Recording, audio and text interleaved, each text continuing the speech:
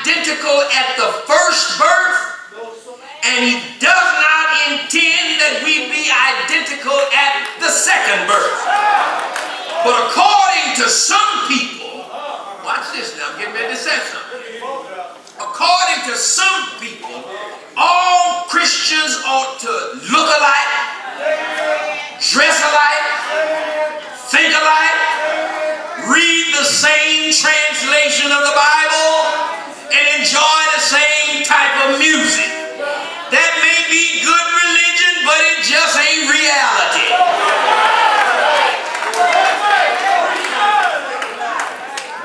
Now, ain't no need of me lying, y'all. Ain't no need of me lying. I grew up in it. I love the old hymns of the church. I like the hymns. I like the hymns. I like the hymns. I love the hymns that come out of this book. Ain't no need of me lying. I love them. I love them. I don't like them drug. I like them sung with vigor, with life. I love the old. I love A Mighty Fortress. It's German, but I still love it. A mighty fortress is our God. I love that hymn.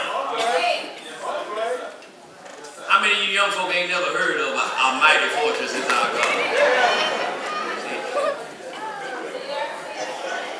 Huh?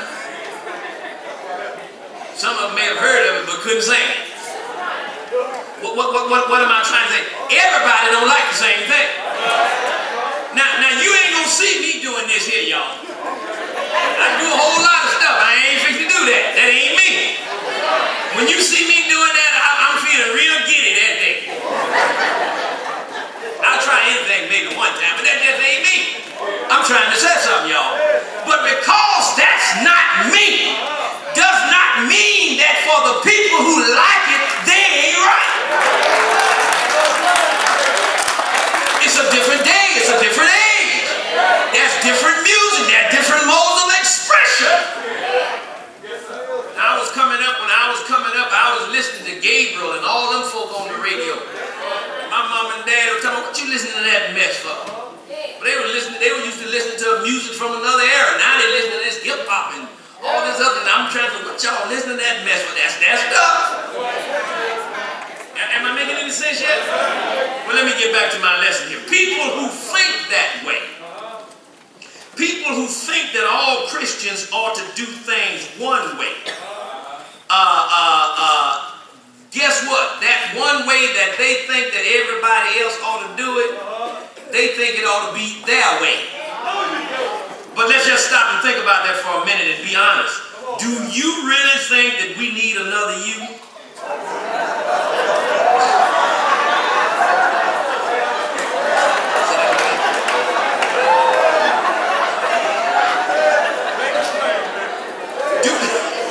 Do you really think that we need another? Think about that now. Do you really think that we need another you? Do we need somebody else just like you? You won't admit it, but you messed up.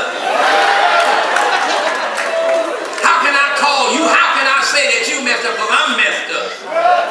But you see, I'm messed up in some areas where you're not. You messed up in some areas where I'm not. You have some strengths where I'm weak. I have some strengths where you're weak. And when we put all of that together, maybe some of my strengths can help your weaknesses. Some of your strengths can help my weaknesses. But if we were all alike, see, I'm stubborn. I'm the first to admit I'm stubborn. If I make up my mind to something, I can be wrong and know I'm wrong. But if you come at me wrong, I'm going to dig into wrong. Ain't no need to laugh at me. Some of y'all the same way. I just got the flow and I admit it.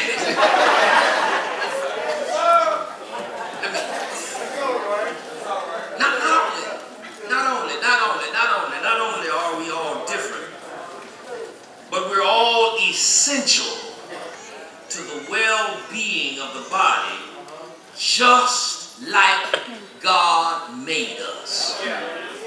Listen to the imaginary conversation between the various parts of the body in verses 15 through 17 of 1 Corinthians chapter 12. It says, if the foot says, I'm not a part of the body because I'm not a hand, that doesn't make it any less a part of the body.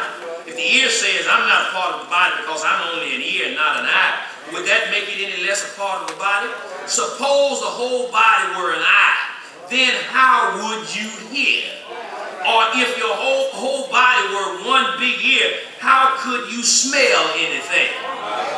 In the church, we do the same thing. Somebody says, because I can't preach, I'm not a part of the body.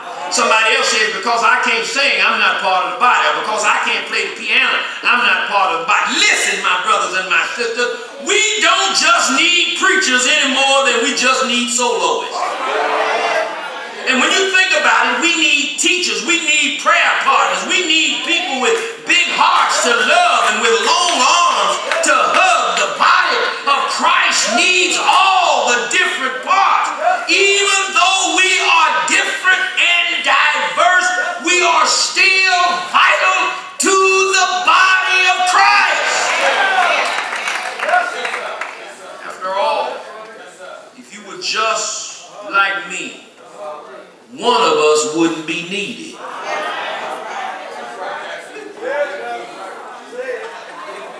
Corinthians, and I ain't glad to go nowhere. So bye.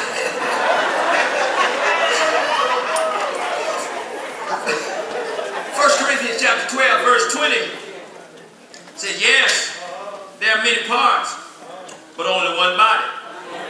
We all need to be heading in a common direction. So as we face this paradox of being so dramatically different, we can see the marvelous problem which confronts the church of Jesus Christ. How to preserve our diversity while maintaining our unity. Our problem is, how are we going to be different and united at the same time? When I was growing up, the folks said, you know, if you don't feel nothing, you ain't got nothing. And we were all believing that. And some folks stayed on the mourner's bench all week, trying to wait to feel something.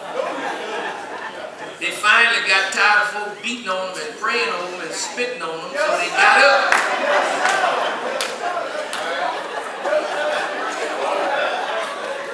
That's right. The Lord ain't never told you to feel nothing. That's what's wrong. Too many of us feeling something, and we ain't doing nothing. He told you to believe.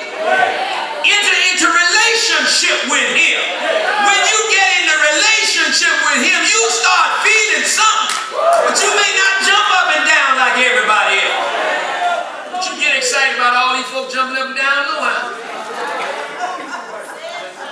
Some of these folks are jumping up and down because they're having a psychiatric treatment.